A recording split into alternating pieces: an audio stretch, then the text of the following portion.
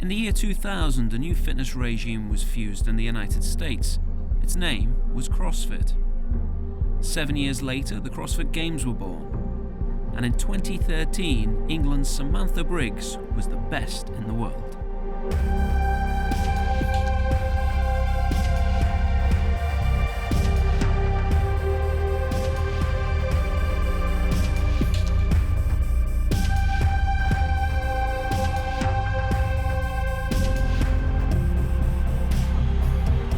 Samantha Briggs is the fittest woman on earth.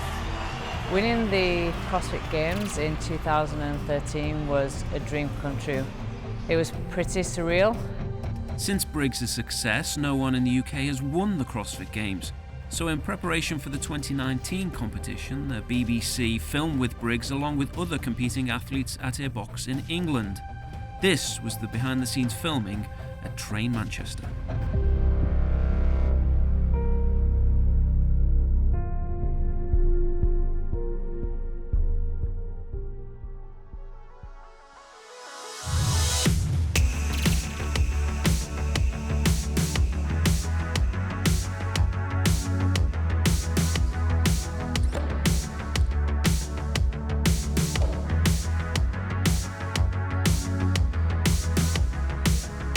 The catalyst for this shoot was BBC presenter and trier of many sports, Mike Bushell.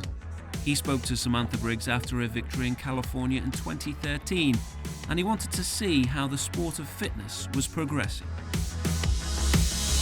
It's there for all of us to have a go now because of it being introduced to the games. It now trickles down to the novices doing CrossFit as well. They all get to have a go at all these disciplines, even though on a different level. That's the beauty of the sport, I guess, that we can all get involved and dip our toe in. And that's what I'm doing today, dipping the toe in, joining the class, seeing what it's like just as a way of getting fitter. Because that's what it was designed for initially, but then of course, as it took off and became one of the world's fastest growing sports, it was all about meaning that you have the grassroots satisfied, but also the CrossFit Games caters for those elite athletes that, for them, this is like the Superstars tournament from many years ago. It tests them in every way, physically, mentally, the strength, gymnastic ability, agility. That's what's so testing about this, and you never know what's happening at the various events until you arrive. Well, before Mike got stuck into the CrossFit class, he wanted to see the professionals in action. Elliot Simmonds travelled up from London with his then wife-to-be Jamie, and it didn't take long for Elliot and the boys to start their own competition.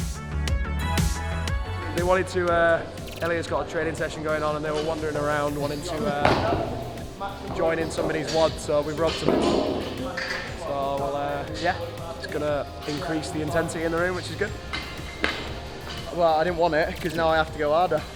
If there's no one to beat, you don't know how hard to push, do you? Oh dear. It's getting real. Yeah.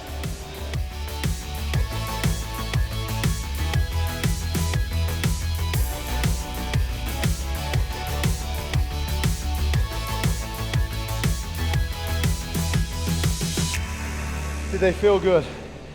Yes. No. All of the above. It's good, like having people to push against. I mean, you might feel like you're slowing down, so drop it. Whereas when everyone else is holding on, you don't want to drop it, you know? You don't want to be the one to drop it. I think I'd rather hold it here for a minute before I dropped it. But then you're just letting your ego get in the way. So we'll see how this pans out. The thing is though, you want competition training, don't you? That's yeah, every now and again. I think if you do it every day, you can crush yourself, like you'll get hurt because there's no off switch, like we're all so competitive.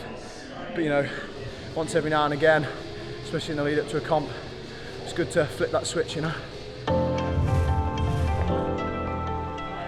Oh, so huge, just one? Yeah. And then there's a parallels two?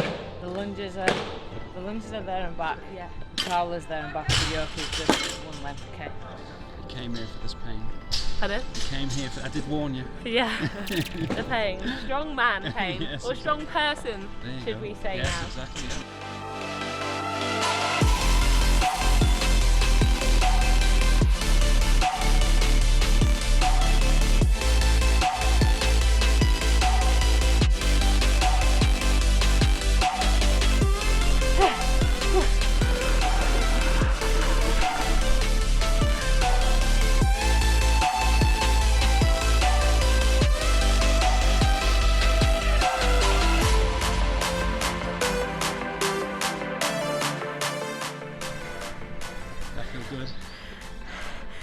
heavy. The first yoke carry felt nice. Picked it up the second time, I was like, oh my god. Just watching these two workouts, our second workout. Passing the vitamin D, aren't we? Vital.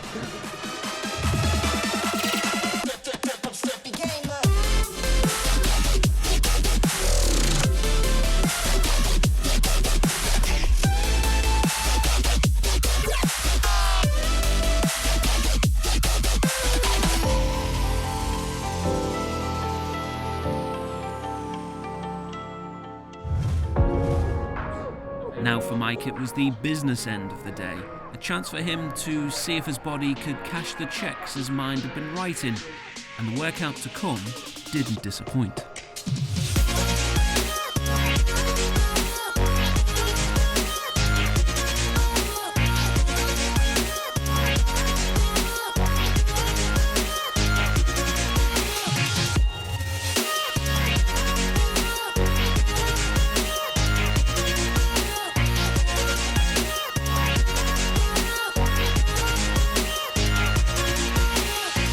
What a workout.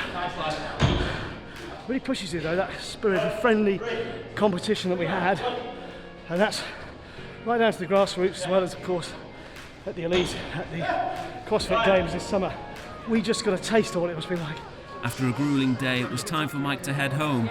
And for the engine from England, 10 hours after she started training, she had plenty more to do.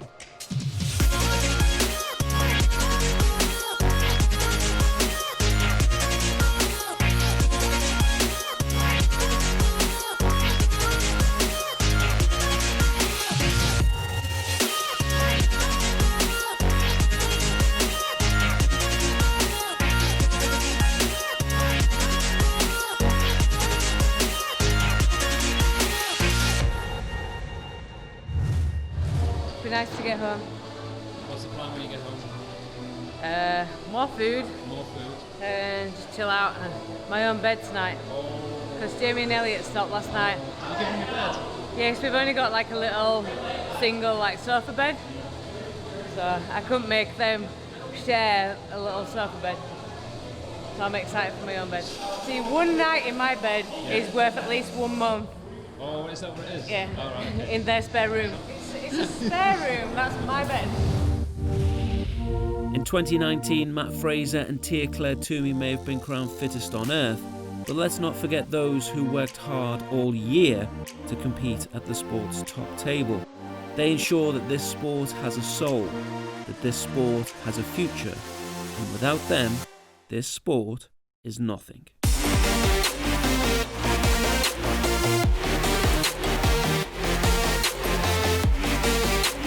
Well, we're trying to figure out how to do a piece to camera revealing what happened in 2015 with the pegboard. But obviously most of us couldn't really do the pegboard, so it's a way of looking as if you're doing it but then revealing. Maybe there's a trick as you reveal what happened in the end. But it's taken a bit of planning. It's the oldest gag, you know, it works the best. So we'll see how it turns out. In 2015, it was the pegboard that was thrown into the mix. A lot of athletes didn't know what to do. And indeed, only a handful managed to complete this event. Okay, thanks Paul, that was great. I'm still high. Cheers buddy.